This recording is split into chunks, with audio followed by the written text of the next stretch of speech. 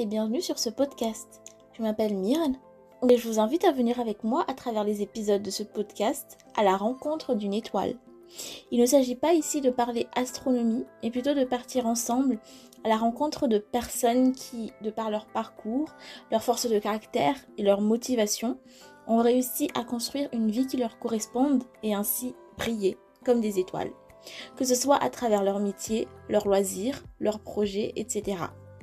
J'espère de tout cœur que ces épisodes vous donneront une bonne dose d'inspiration et de motivation ou vous permettront tout simplement de faire la connaissance de ces personnalités. Avant de vous parler de notre invité du jour, je voulais commencer ce 10e épisode à la rencontre d'une étoile pour vous remercier pour vos écoutes, les retours et les partages que vous faites sur les différents épisodes. Les retours que vous faites sont tellement encourageants et font tellement chaud au cœur, donc merci tout simplement. Dans ce 10e épisode, nous allons à la rencontre d'une jeune femme douce, humble, ambitieuse et visionnaire qui s'appelle Francesca Rawelson. Avec Francesca, dans cet épisode, nous allons parler de son parcours, de la petite fille issue d'une famille simple qui vivait à Antananarivo. Elle a réussi à devenir une leaduse, une grande leaduse, à la tête d'un mouvement qui s'appelle Women. Alors l'objectif d'Women aujourd'hui est de promouvoir l'intelligence socio-émotionnelle à Madagascar pour prévenir et combattre la maltraitance psychologique. Et donc du coup, pendant tout cet échange, nous allons découvrir le cheminement de Francesca et tout son parcours entre Madagascar et les États-Unis jusqu'à la création de son mouvement. Je peux d'ores et déjà vous dire qu'un deuxième épisode avec Francesca sortira prochainement, car nous avons échangé sur tellement de sujets au-delà de son parcours qu'il a été nécessaire de scinder cet épisode en deux pour ne pas tout mettre dans un seul épisode. Et si vous aimez ce podcast, partagez-le autour de vous afin que les parcours des étoiles interviewées puissent en inspirer le plus possible. Sur ce, je laisse place à mon échange avec Francesca. Bonjour Francesca. Bonjour Myrne. Comment tu Merci vas? beaucoup pour l'invitation. Je vais super bien, merci. Merci encore de m'inviter. Écoute, je t'en prie, c'est avec plaisir, c'est un honneur pour moi d'interviewer. En tout cas, et merci d'avoir accepté l'invitation. C'est un plaisir, c'est un plaisir. Alors, est-ce que tu peux te présenter pour les personnes qui ne te connaissent pas? Bon, je pense qu'il y en a beaucoup qui te connaîtront, mais est-ce que tu peux te présenter pour ceux qui ne te connaissent pas? Bien sûr, alors je m'appelle Francesca Rawelson. Je viens de Madagascar. Je suis la fondatrice de l'organisation Women.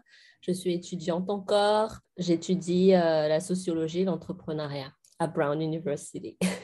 Et donc, tu es à Brown, donc là, c'est aux États-Unis. Tu peux nous expliquer un petit peu ton parcours du coup de Madagascar à là où tu en es aujourd'hui? Alors, pour mon parcours, j'étais à Madagascar, toute ma vie, je dirais, jusqu'à mes 21 ans. J'étais à Colibri, ensuite j'étais ensuite à Collège de France, ensuite j'étais à Bird. Pour mes années lycée, j'étais à Bird, j'étais en économie et sociale. Ensuite, après, j'ai décidé de faire SSAD à l'Université catholique de Madagascar. Ensuite, juste après mon bac, en fait, il y a tous mes amis qui sont allés à l'étranger, ils sont allés en France, ils sont allés en Chine et tout ça. Et moi, j'ai décidé de rester. Mais en même temps, je voulais aller aux États-Unis. J'ai de la famille qui est aux États-Unis.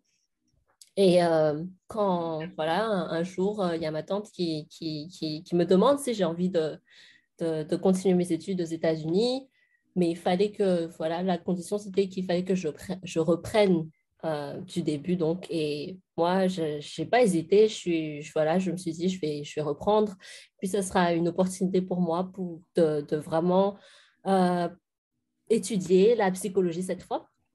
Donc, je suis partie, j'ai fait une année d'anglais d'abord, et ensuite, après, j'ai repris à zéro, vraiment à zéro. De première année? Voilà, en première année en psychologie. C'était une filière que j'ai toujours voulu poursuivre, même quand j'étais à Madagascar. C'est juste que Je crois que j'avais un peu peur quand j'étais à Madagascar, mais après, j'étais décidée, je suis allée en psychologie, j'ai fait 2 ans de psychologie. Et ensuite, après, il fallait, en fait, aux États-Unis, il y a comme ils appellent ça Community College, et c'est comme un BTS. La façon dont je le vois, c'est genre 2 ans, tu finis 2 ans, ensuite, tu as l'opportunité de faire un transfert dans une plus grande université. Et moi, je voulais faire ce transfert-là, mais j'avais plus d'argent parce que ici, c'est genre, tu dois payer 4 fois plus, 3 fois plus que ce que les Américains doivent payer. Moi, à côté, j'avais 3 jobs. Ça, c'était juste la moitié. Et puis, la moitié, la famille, elle aidait. Mais pour dire que c'est pas donné, quoi. C'était pas donné du tout. Et puis, à un moment, il y a mes professeurs qui me disaient, vas-y, applique pour des bourses parce qu'avec tes notes et avec ce que tu fais, tu as une chance, quoi. Et à la base, je regardais, mais après, je regardais les applications, les questions. Je me disais, non, je ne crois pas que c'est pour moi. Mais après, je me suis dit, j'ai pas le choix, viens, on va tester. Et je crois que j'ai postulé à 3 bourses, mais une qui était vraiment très, comment dire, qui donnait l'opportunité de vraiment poursuivre les études jusqu'à même le PhD et tout ça, il pourrait aider. Et j'ai appliqué, voilà, je me suis dit, OK, voilà. Et quelques mois après, j'ai eu la bourse et ça a changé ma vie dans le sens où non seulement ils m'ont demandé d'appliquer dans une plus grande université, j'avais une université qui était en Virginie. À cette époque, j'étais en Virginie. Ils m'avaient dit, non, dans ma tête, je me suis dit, je vais appliquer en Virginie, je vais rester avec ma famille en Virginie. Mais après, il y a eu Brown qui m'avait appelé, il m'avait dit, on sait que tu as reçu la bourse, on serait super content de t'avoir parmi nous. Et en fait, à cette époque-là, Brown, dans ma tête, c'est non seulement c'est une école qui est très loin de chez moi, mais c'est aussi, dans ma tête, c'est genre Brown. Je ne vais pas réussir à entrer dans une école comme ça. Mais j'ai quand même appliqué. Et après, ils reviennent vers moi et me disent, voilà, t'es accepté et puis on te donne full ride. Full ride, c'est genre la bourse totale aussi. Et là, je me dis, OK, j'ai les 2 bourses, c'est magnifique. Genre, ma vie, elle a complètement changé, mais voilà, je n'y ai pas réfléchi à 2 fois, j'ai accepté, je suis partie.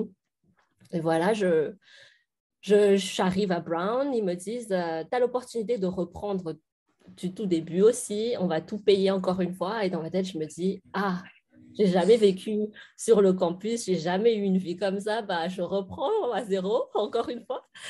Et voilà, j'ai un diplôme en psychologie, mais je reprends à zéro parce que je veux vraiment profiter de l'expérience, de ce qu'ils m'apprendront, de la vie en général. Et moi, je me rappelle, il y a des amis à Madagascar qui me disaient, parce qu'ils savaient que j'avais déjà fini à Madagascar, je reprenais encore ici, je reprenais une autre filière. Ils me disaient, alors Francesca, c'est bon, tu as ton PhD. Donc, je me dis, non, non, je reprends. Mais en fait, au début, je ne vais pas te mentir, j'avais une petite chaîne quand même quand j'expliquais ça aux gens parce que la société, tu vois, elle a une image déjà. Voilà, j'ai 28 ans, ils me regardent, tu n'es pas mariée, tu es toujours à l'école, qu'est-ce que tu fais? Donc, dans ma tête, voilà, je ne vais pas te mentir, ici même, ils ont 40 ans, hein, ils sont encore en première année, ils refont vraiment, c'est toute une autre culture, mais en même temps aussi, je sentais que c'était pas bien pour ma santé mentale de me voiler la face comme ça. Et après, je me suis dit, mais en fait, là, non seulement c'est ma vie, deuxièmement, j'aime ce que je fais, vraiment, je suis épanouie. Donc, voilà, c'est quoi le mot? I'm embracing the journey. Je ne sais pas comment dire ça. Tu profites. Voilà. Et là, enfin, quand j'ai commencé à en parler autour de moi, c'est là que les gens, non seulement ils se voient aussi, parce qu'il y a beaucoup de gens, je sais, qui reprennent vraiment à zéro, surtout quand ils vont dans un autre pays, où il y a des gens qui ont peur de reprendre à zéro, justement parce qu'ils ont peur de ce que les gens ils pensent, que les gens ils vont penser. Mais moi, je te dis, c'est ta vie, c'est toi qui vois ce qui est bien pour toi, tu la vis, quoi. Et bien sûr, il y a des gens qui vont vraiment à leur rythme et tout, mais si c'est ton rythme à toi, si ça te va, ben vas-y. C'est cool parce que avec toi, j'ai même pas besoin de poser des questions en fait. Tu réponds directement aux questions que j'ai en tête. Ah bah, je suis contente alors. On anticipe un peu. Mais en même temps, tu sais, des questions des questions auxquelles j'ai eu à répondre, mais en même temps que d'autres personnes m'ont posé. Donc, je me suis dit, autant directement Bien sûr, oui. déballer et puis mettre ça tout ensemble. On voit pas quel comme ça, ok. Mais du coup, pourquoi les États-Unis? Alors, pourquoi les États-Unis? Alors déjà, je me rappelle quand j'étais plus petite, hein, on regardait les séries comme Gossip Girl et tout ça. Et puis, ils parlaient en anglais, c'était des universités américaines. Et vraiment, c'était un rêve. C'était un rêve de penser y aller un jour, d'y voyager, de parler l'anglais. Donc, moi, je ne te cache pas, c'était vraiment un rêve pour moi. Ensuite, un jour, enfin, j'ai de la famille qui habitait déjà aux États-Unis en ce temps-là. Et il y a ma tante, c'est ma tante qui habitait là-bas, voilà, elle nous appelle, elle m'appelle, elle me dit, Francesca, est-ce que tu vas aller aux États-Unis? Est-ce que tu veux continuer tes études? Ben, moi, je dis, bien sûr. Pour ça, pour la petite histoire, mes parents, déjà pour y aller, c'était pas donné. Comme j'avais dit plus tôt, l'écolage aussi, c'est pas donné du tout. Il faut payer 3 à 4 fois ce que les Américains y paient. Donc, pour ça, vraiment, je remercie ma famille pour le sacrifice qu'ils ont fait. Pour mes parents, il fallait qu'ils empruntent de l'argent à la banque pour pouvoir me payer mon billet d'avion. Je me rappelle.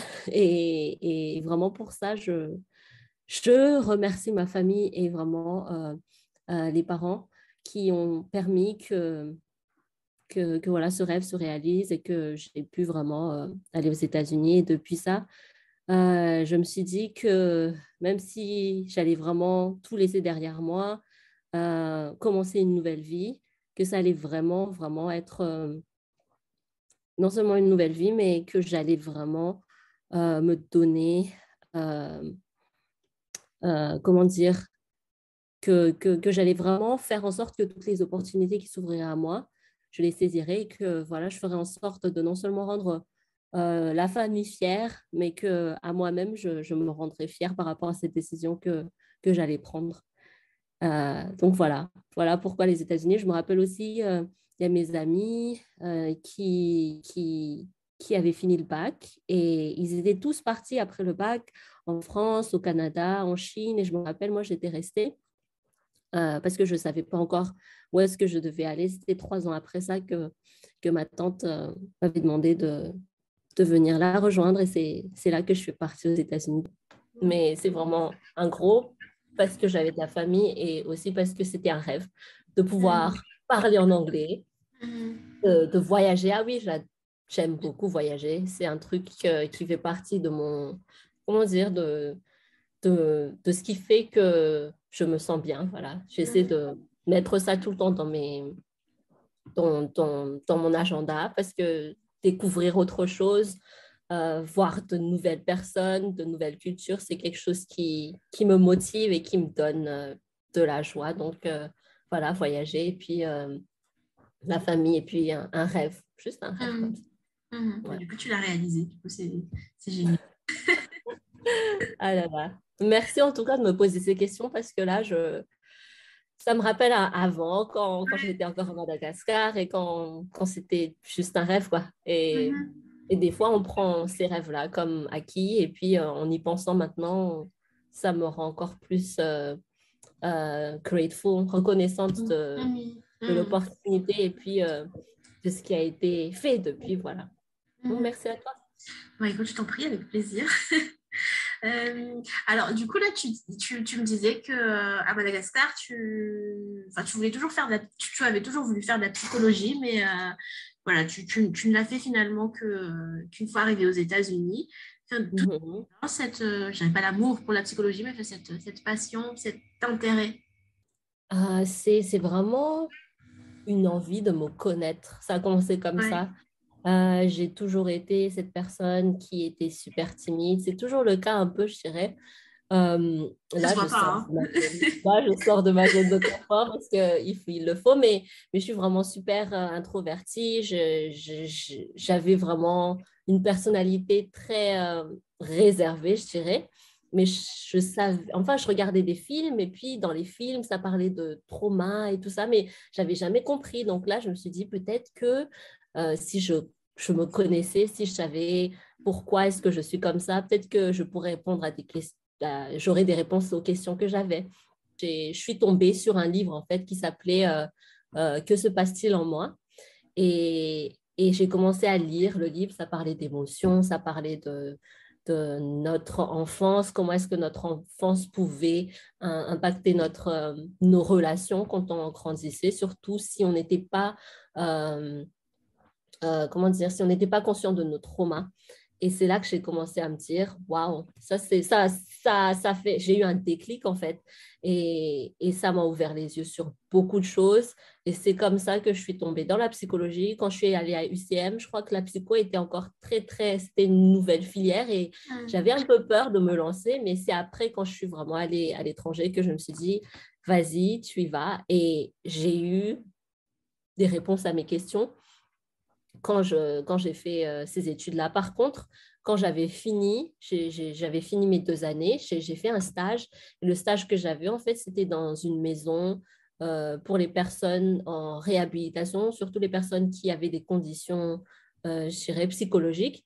Et c'est à ce moment-là, en fait, en faisant ce stage, que je me suis rendu compte que la filière psychologie à laquelle je voulais vraiment me spécialiser, c'était tout ce qui était organisationnel ou tout ce qui était l'humain, comment est-ce qu'on pouvait motiver les personnes pour qu'ils puissent atteindre leur potentiel. Ce n'était pas la psychologie, euh, pas vraiment focaliser ça sur les conditions psychologiques comme, je ne sais pas, la schizophrénie ou toutes ces conditions-là. Donc, je me suis focalisée sur cette partie-là. C'était vraiment une longue réponse à ta question, mais pour dire que c'était vraiment pour me connaître. Mais après, plus j'ai connu, plus je me suis comprise, plus ça m'a permis en fait de comprendre les autres aussi, et puis de les aider aussi dans leur petit, je sais pas, dans leur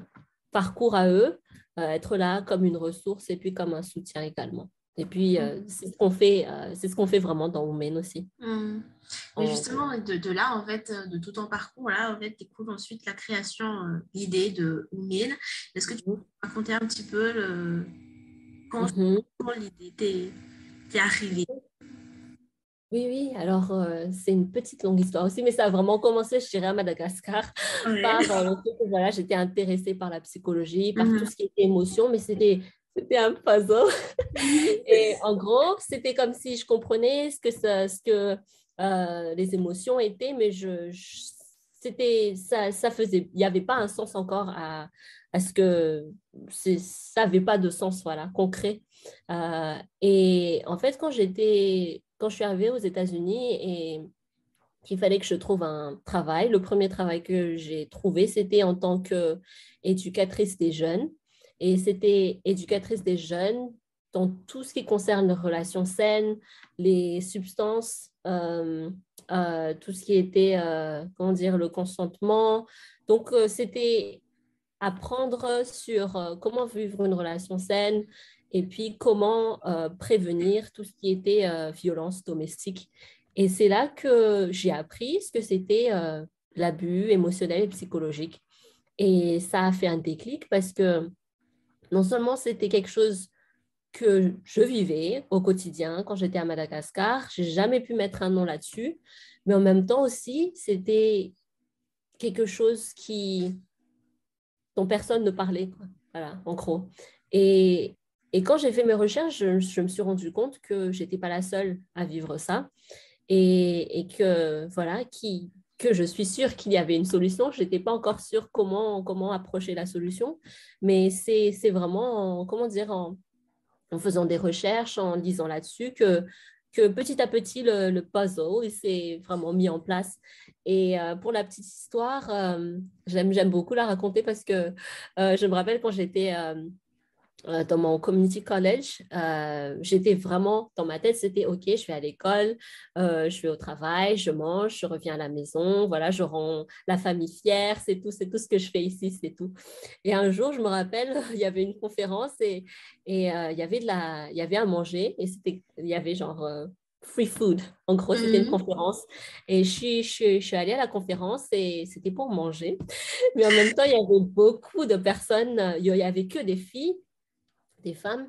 C'était une conférence pour les femmes et elles étaient là. Il y avait une fille qui, je crois, elle avait 19 ans, mais je te dis, elle présentait un projet sur, un projet dans lequel elle aidait Barack Obama à faire quelque chose. Bon, pas Barack Obama personnellement, mais son équipe, je crois. Mhm. Et j'ai entendu ça, je te disais, moi j'avais 21 ans, elle avait 19 ans, je mangeais mon sandwich, j'étais là, comment est-ce qu'elle peut faire ça à 19 ans? Et moi j'ai 21 ans, je fais rien de ma vie. Dans ma tête, c'était ce qui était vraiment dans ma tête. Et après, il y avait d'autres jeunes femmes, elles parlaient de leur projet, et puis on commençait à parler entre groupes et à table, on avait genre une dizaine de personnes et j'étais là, j'écoutais, mais à un moment, il y a eu un autre déclic et je me suis dit, mais en fait, elles sont là non seulement pour montrer que les femmes, elles peuvent faire quelque chose, mais tu peux vraiment commencer quand tu es jeune et n'importe quand. On avait des filles de 18 à 30 ans, je crois. Et moi, j'étais vraiment au milieu de tout ça. Donc, j'ai commencé à rester avec elles, à parler, à rester en contact. Et à un moment, dans lequel j'étais, il y avait une opportunité pour faire partie de ce qu'on appelait social entrepreneur, des entrepreneuriats sociaux pour la fondation de Clinton, de Bill Mhm. Clinton. Et en gros, il y avait cette application, il fallait rendre l'application c'était, comment dire, le deadline, c'était le jour, le prochain jour. Le lendemain? Journée, voilà, le lendemain. Oh mon Dieu, Mhm. le lendemain. Et voilà, je suis restée toute la nuit, j'ai fait l'application, mais en gros, l'application, c'était, c'est quoi le problème que tu aimerais résoudre ou est-ce que tu aimerais le résoudre et pourquoi tu aimerais le résoudre? Mais c'était vraiment genre 5 pages. Il fallait que tu remplisses tout ça. J'avais rempli ça, j'avais parlé de Madagascar, qu'est-ce que je voulais faire. Et c'est là, en fait, cette nuit-là que l'idée de Oumena, que l'idée a vraiment émergé. Ça ne s'appelait pas encore Oumena, en ce temps-là, c'était Ending Domestic Violence. En gros, comment arrêter les violences domestiques. Mhm. Et quelques mois après, j'ai eu un email comme quoi, parmi les 1000 dossiers qu'on a reçus, tu as été reçu, voilà, tu vas aller à Boston pour cette conférence. C'était la première fois que j'allais quitter la Virginie pour aller dans un autre État. J'étais trop contente. Je suis allée en Boston, j'ai vu d'autres jeunes comme moi.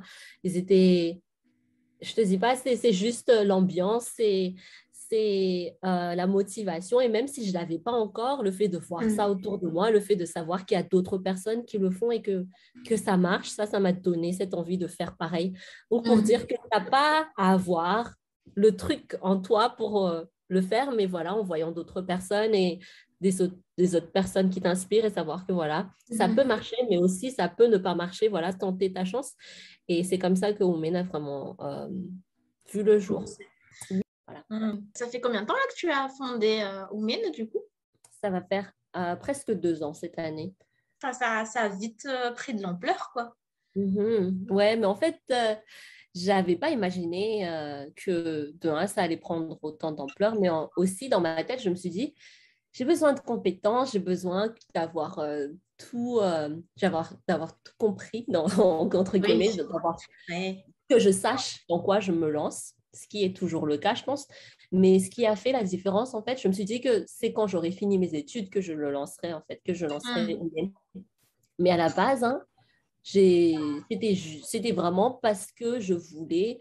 J'avais posté une vidéo sur les réseaux, en fait, mais non seulement parce que je voulais savoir qui étaient les personnes qui seraient intéressées à joindre le mouvement, mais en même temps aussi si ce que je partageais, Léo comment dire, Jean. les gens pouvaient se voir dans ce que je Mhm. partageais. Et, et j'ai partagé la vidéo et je me suis réveillée le lendemain et la vidéo, elle était juste partagée des centaines, des milliers de fois et j'étais juste super.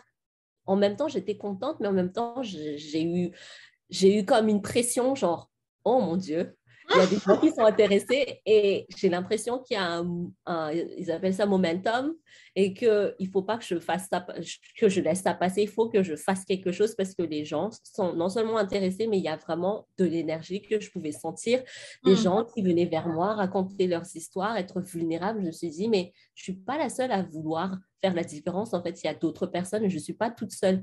Et il faut que je fasse un truc maintenant. Donc, vraiment, cette sensation d'urgence et puis le fait de voir qu'il y avait des gens qui étaient intéressés et qui voulaient aussi aider, je me suis dit, il faut que je fasse un truc maintenant. Je ne sais pas quoi exactement, mais il faut que je fasse un truc.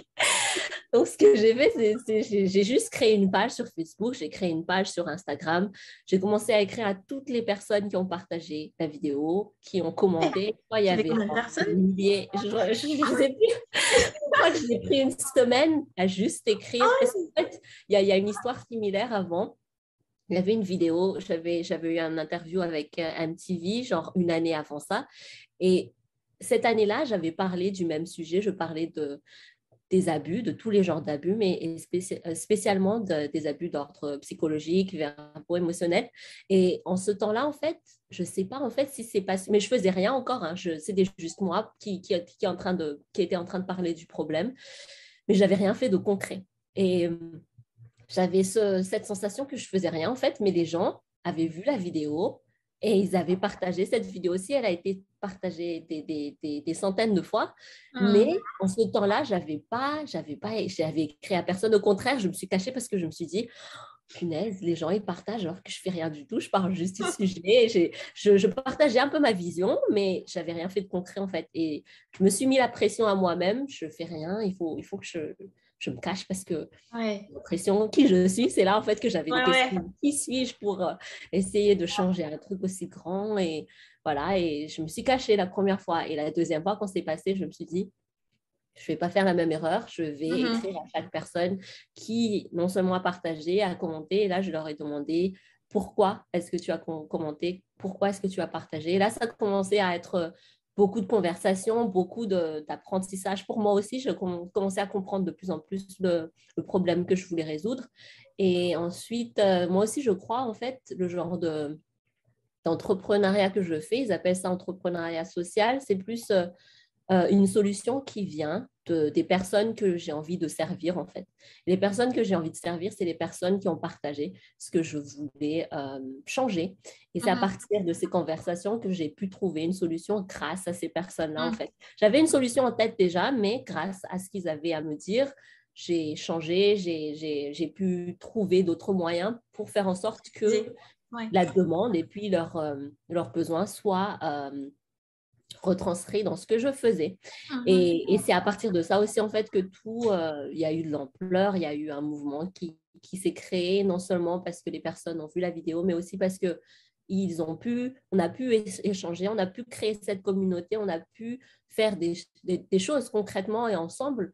Et encore une fois, je pense on n'aurait rien pu faire si les personnes n'auraient pas partagé la vidéo, n'auraient pas répondu à l'appel. Donc, moi, je dis merci. Je dis juste aux personnes qui ont regardé, qui ont partagé, qui ont rejoint le mouvement et qui veulent aider voilà, à faire un changement, surtout dans la mentalité, sur tout ce qui est abus d'ordre psychologique, verbal et émotionnel, tout en passant par l'empathie et puis ce qu'on appelle l'intelligence émotionnelle. Mais comment c'est pris là en ce moment à Madagascar? Parce que Madagascar, c'est quand même une société très masculine, quoi. Faut pas, c'est vraiment je pense qu'en France aussi c'est pareil, mais c'est genre, il faut pas que tu sois à la base, si tu montres un petit peu de bienveillance ou d'un peu de gentillesse, et un peu considéré comme faible et tout. Du coup, comment tu as fait pour un peu propager justement le contraire? Parce que justement, ça a pris de l'ampleur alors que voilà, la société, elle n'est pas forcément comme ça, quoi. Propice à ça, ouais. Justement, j'y ai pensé vraiment. Je pense que l'approche a été cruciale parce que je savais que non seulement j'emmenais quelque chose qui était étranger à Madagascar, dans le sens où le concept, la solution, elle était vraiment nouvelle. Donc, je savais de un que ils appellent ça le symptôme ils appellent ça ici white savior complex, genre, voilà, le complexe du sauveur blanc. Blanc, ok. Voilà. On va faire mot pour mot, mais en gros, c'est ça. En gros, tu vois, par exemple, les organisations internationales et tout ça, ils viennent dans un pays et puis ils emmènent quelque chose d'étranger qui n'est même pas adapté à la population. En fait, les populations, ils le savent et ils voient cette personne qui vient de l'étranger comme quelqu'un qui veut juste imposer. Et c'est ça le complexe, ils appellent ça le complexe, voilà, White Savior Complex. Et en fait, j'avais peur de ça, que même si je viens de Madagascar, ce que j'emmenais, en fait, c'était étranger. Et je savais que l'approche que je devais prendre, non seulement c'était de travailler. C'est ça la solution, en fait, c'est de travailler avec les personnes qui sont déjà sur le terrain, mais aussi entendre des personnes qui sont sur le terrain. C'est pour ça que j'ai fait beaucoup d'échanges avec les personnes sur les réseaux et puis savoir vraiment si c'était une solution et si c'était la solution, est-ce que mon approche, elle est bonne. En fait, c'est à partir des échanges que j'ai su que non, il ne faut pas faire ça, il faut faire ça. Et à un moment, je me suis rendu compte aussi que l'approche que j'avais, en fait, sur le terrain, Madagascar, c'était vraiment de retranscrire, en gros, changer un peu l'approche par rapport à ce qu'on faisait sur les réseaux, c'est directement attaquer, c'est dire c'est ça l'abus, c'est ça le genre d'abus émotionnel, psychologique et verbal. C'est comme ça que c'est comme ça que c'est ça les signes, en gros. Mais quand tu es sur le terrain, tu ne parles pas de ça parce que si tu dis à quelqu'un c'est ça l'abus et tu fais de l'abus, personne ne va t'écouter, ils vont juste dire ouais, t'es qui, vas-y, tais-toi, je ne suis pas comme ça. Personne en fait n'aime se faire pointer du doigt. Donc, je me suis dit, changer ça en plutôt l'intelligence émotionnelle et puis les relations saines, c'est-à-dire promouvoir tout ce qui est émotion, connaître les émotions en toi-même, mais aussi voir ça chez les autres et enfin créer de l'empathie et aussi encourager les gens à avoir plus de compassion pour eux-mêmes, aussi pour les autres, et de l'empathie. Et puis enfin, de pouvoir vivre des relations saines. En fait, c'est ça le but, c'est ça notre solution. Donc, je me suis dit, autant ne pas adresser le problème tout de suite. Parlons des solutions, allons chez les parents et dire, on va apprendre à vos enfants à reconnaître les émotions. Ça, c'est super sain, quoi. Ils ne vont pas dire, ah, c'est quoi les émotions? Bien sûr, il y a des personnes qui n'y croient pas, bien sûr, mais je veux dire, cette approche-là, elle a fait que les gens, ils ont été plus ouverts à vouloir en savoir plus et à vouloir faire partie de la solution, en fait, parce que c'était inoffensif, en gros. C'est inoffensif et c'est vraiment la solution qu'on essaie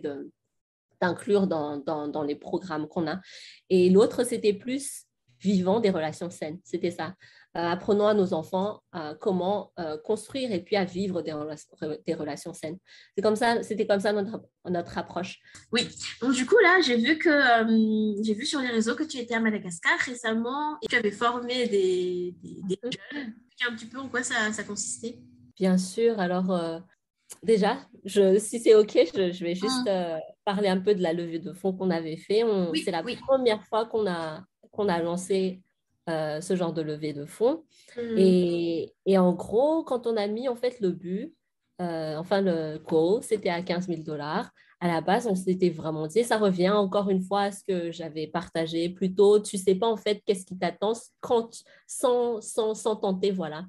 Mais à la base, je savais que le montant, il était énorme, surtout pour une première levée de fonds.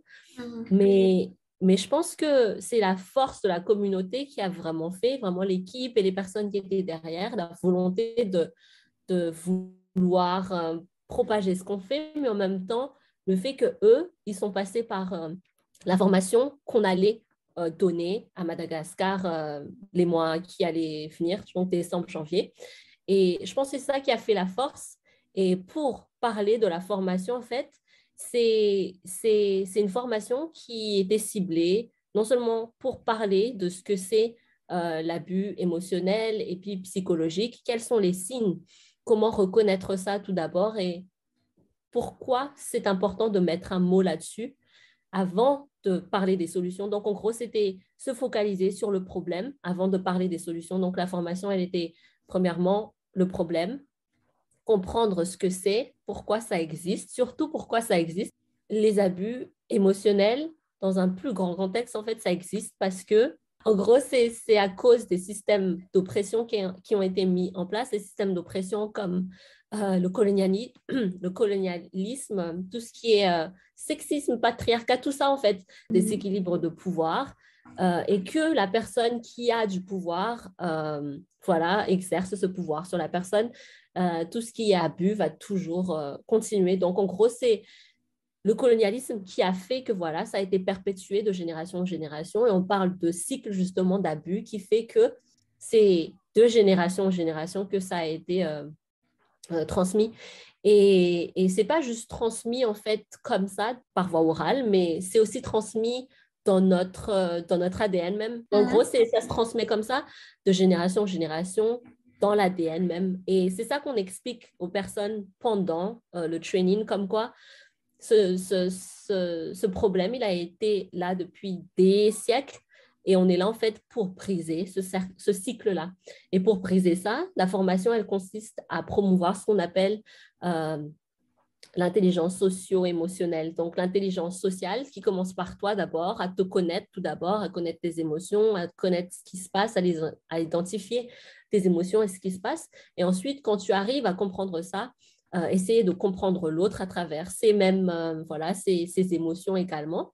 Avoir de l'empathie, en gros, parce que l'empathie, en fait, plus tu as de l'empathie, moins tu as du jugement envers les autres. Et ce jugement-là, ça crée tout ce qui est abus émotionnel. Et c'est ça qu'on promeut, en fait, ces conversations saines, ces interactions saines avec toi-même et avec les autres, parce que aussi, la façon dont tu te traites toi-même, en fait, c'est la façon dont tu vas traiter les autres. Donc, bien se traiter, voilà, d'une façon saine, ses émotions ainsi que sa santé mentale pour transmettre ça dans la société, dans la vie en général. Et voilà, c'est ce qu'on a fait pendant ces 2 formations.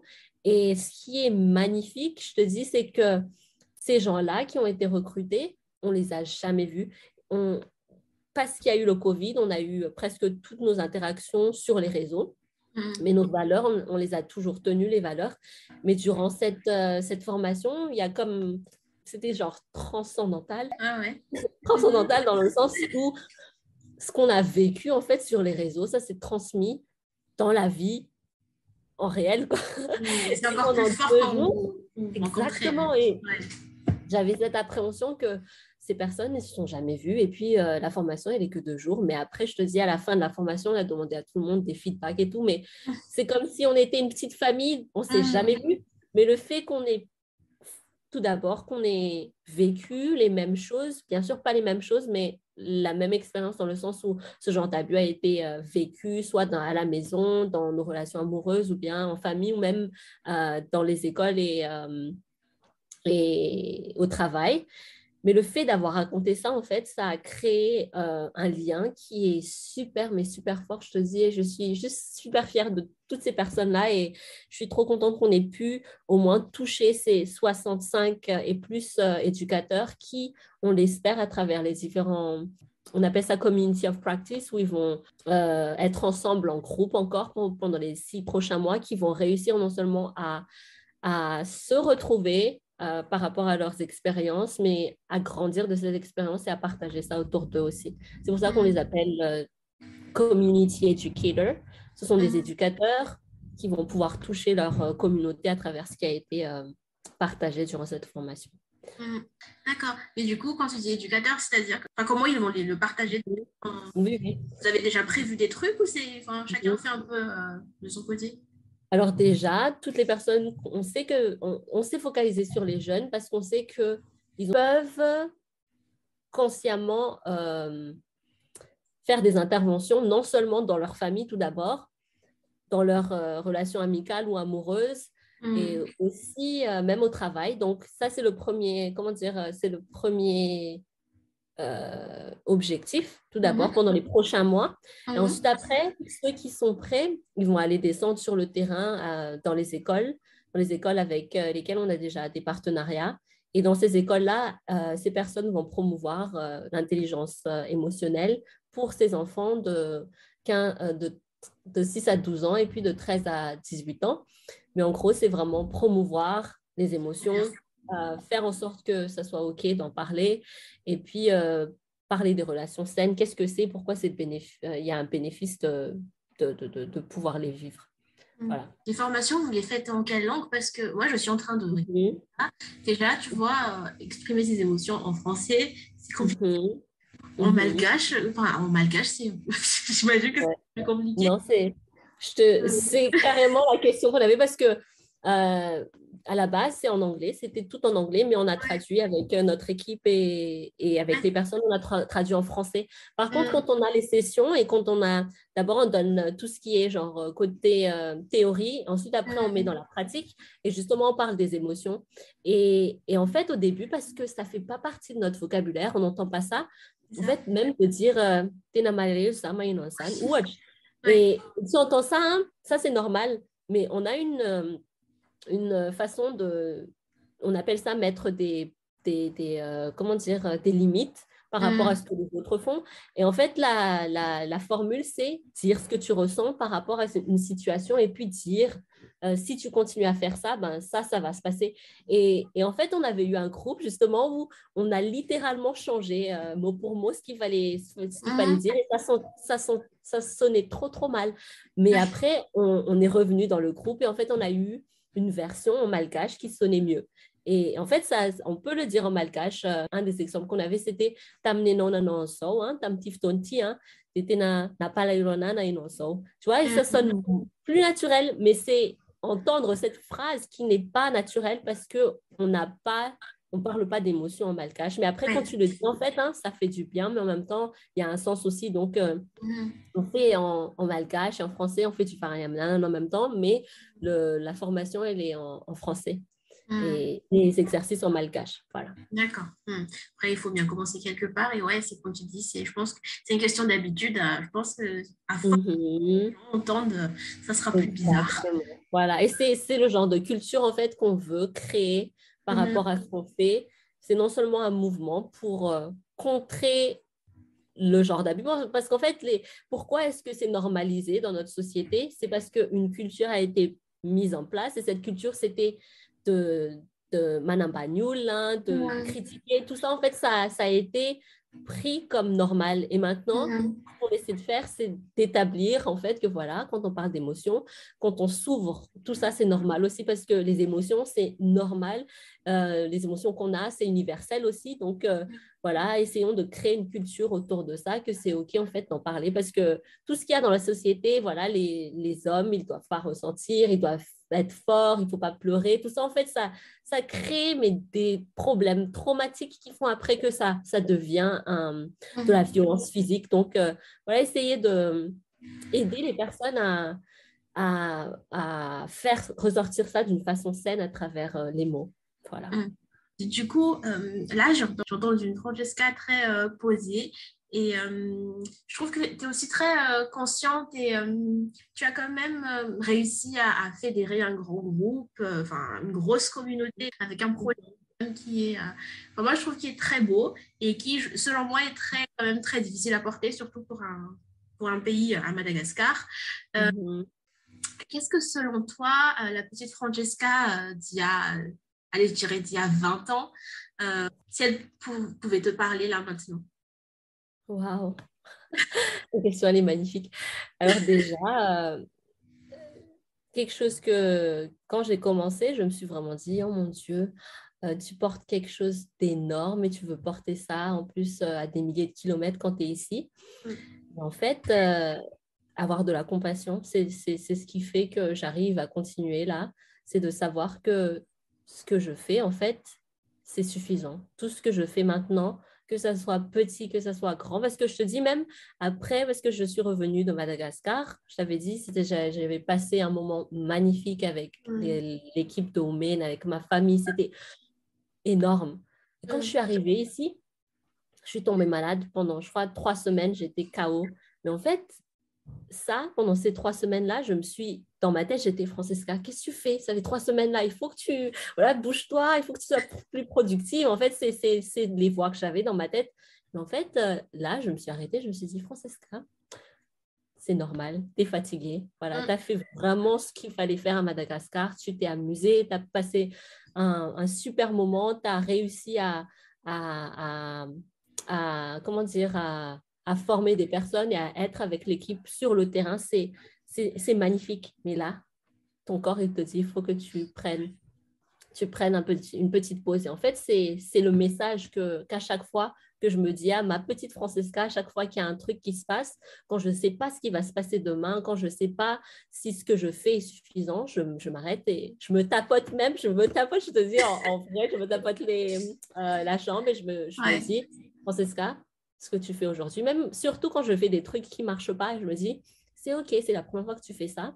Tu as appris de tes erreurs, mais la prochaine fois, on va faire mieux. Mais c'est OK. Et je pense que c'est cette compassion-là de savoir que même si tu te mets la pression, ça t'aide à avancer, mais en même temps de savoir que ce que tu fais maintenant, hein, c'est le meilleur de toi. Et même si d'autres personnes peuvent penser que ce n'est pas suffisant, pour toi, c'est suffisant. Et pour nous, toi et la petite Francesca, c'est suffisant. Et je suis fière de toi. Et voilà, pense à toi quand quand tu avais 21 ans et regarde ce qui a pu être créé grâce à toi et grâce à la communauté que tu as pu créer et sois fier de toi parce que voilà, tu n'aurais jamais pu imaginer ce que les différentes opportunités de la vie auraient pu te donner.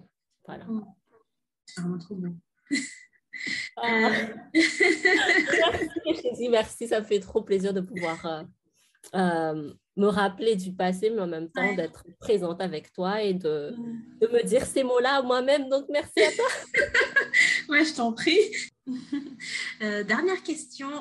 Si tu avais un message pour des jeunes, alors deux choses. Est-ce que tu avais un message déjà pour des personnes qui voudraient mener des projets, donc que ce soit pour Madagascar ou juste pour eux, et qui n'osent pas se lancer, qu'est-ce que tu leur dirais? Donc ça, c'est la première question. Et si tu avais un message, juste un message en lien avec Oumou, est-ce que voilà, je te laisse Ok, je dirais, commence. Cette chose que tu as toujours voulu faire, cette chose dont qui te passionne ou tu sais que voilà, il y a quelque chose derrière, moi, je t'invite à creuser et puis à commencer. Ça va pas être commencer une organisation, commencer un business, c'est commencer à peut-être en parler autour de toi, commencer à acheter ce livre que tu voulais toujours acheter, commencer à aller à cette conférence que tu n'as pas pu assister ou bien parce que c'était trop cher, je ne sais pas, mais un moyen juste de te rapprocher de ce but-là, vraiment à petits pas, vraiment pas à pas, je dirais. Et en fait, garder ce momentum-là, genre tu fais ce petit pas et tu vas voir le résultat et ça va te mener vers un autre petit pas qui va créer un momentum qui va te permettre en fait de créer ton petit parcours. Et après, à chaque fois que tu arrives à faire ce petit pas, retourne-toi un peu et regarde qu'est-ce qui n'a pas été fait avant ce petit pas et puis sois fier de toi. Et puis, en même temps, j'ai envie de dire, j'aime en fait, je ne sais pas si des personnes me suivent sur les réseaux, surtout sur Instagram. Je fais un peu de la pub là, Francesca Raoélisson, mais je dis ça parce que, en fait, j'utilise cette plateforme en fait pour partager mes histoires, pour partager ce qui m'arrive. J'utilise cette plateforme parfois comme un petit journal où ce que je poste ou ce que j'écris, en fait, c'est un moyen pour moi de me remémorer à moi-même. Mais en même temps, je sais que ça aide d'autres personnes. Donc, là maintenant, si tu me parles de messages, c'est celui qui me vient en tête. Mais il y a des jours où voilà, je me mets à parler de ce qui se passe sur le moment ou de choses qui se sont passées avant. Donc, si vous pouvez, je vous invite à suivre pour... enfin, j'espère que ça vous inspirera à prendre cet autre petit pas. Voilà. Okay. Je mettrai tous tes réseaux dans les notes du podcast. Super, merci. Et du coup, le message par rapport à Oumé, si tu as des... Ah oui, pour Oumène, c'est, je le dis franchement, suivez-nous sur les réseaux, c'est Oumène Mouvement. Parce qu'en fait, ce qu'on partage sur les réseaux, c'est notre formation, c'est la formation qu'on donne sur le terrain, mais on le donne vraiment par semaine en espérant que ça puisse se digérer de façon hebdomadaire. Et voilà, je ne suis pas là pour vous forcer à quoi que ce soit. Si vous voyez en fait que ce qu'on apporte, ça vous donne soit de la joie, soit, je dirais, un petit boost, je vous invite à partager parce que voilà, on ne peut pas créer le mouvement sans l'aide d'autres personnes parce que voilà, ce qu'on fait, C'est pas, ça va pas grandir sans l'aide de la communauté, en gros. Donc, je vous invite à nous suivre si nos messages vous parlent. Voilà. Super, merci. Merci à toi, c'est un plaisir. Et voilà, cette première partie d'épisode avec Francesca touche à sa fin. Nous en avons appris un peu plus sur cette jeune leaduse où nous avons pu découvrir une jeune femme comme les autres avec beaucoup de rêves et qui a su sortir de sa zone de confort et travailler d'arrache-pied pour pouvoir les réaliser. J'ai vraiment adoré cet échange avec Francesca et j'ai trouvé très inspirante du fait de son humilité, sa simplicité, mais également de sa transparence lorsqu'elle a raconté tout son parcours. J'ai trouvé ça d'autant plus inspirant parce que j'avais l'impression qu'elle ne se rendait pas forcément compte de l'ampleur de ce qu'elle était en train de mettre en place. Comme je vous disais, en tout cas, un autre épisode avec Francesca sortira où on a échangé sur des sujets encore plus variés, notamment sur la communication non violente et le rapport des jeunes avec les aînés, notamment dans une société comme Madagascar. En attendant, je vous invite à aller jeter un coup d'œil dans les notes du podcast pour retrouver les réseaux sociaux de Francesca et de Omen. Et sur ce, moi je vous dis à très bientôt pour un nouvel épisode de podcast.